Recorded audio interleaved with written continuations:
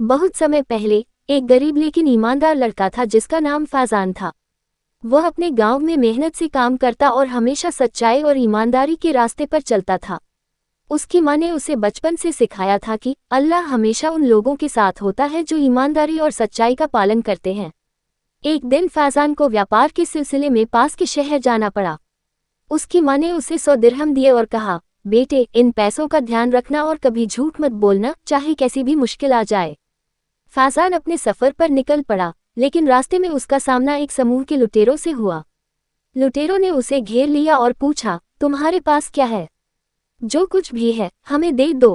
फैजान ने बिना डरे कहा, मेरे पास 100 दिरहम हैं जो मेरी माँ ने दिए हैं।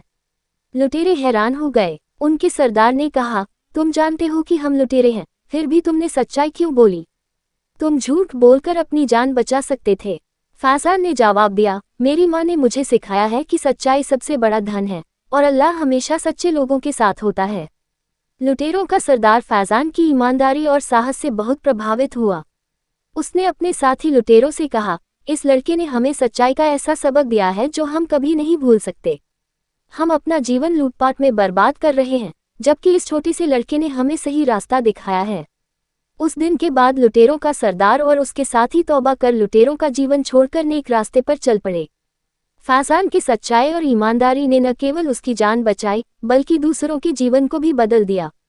सच्चाई और ईमानदारी का रास्ता हमेशा कठिन हो सकता है, लेकिन ये सबसे मूल्यवान रास्ता है।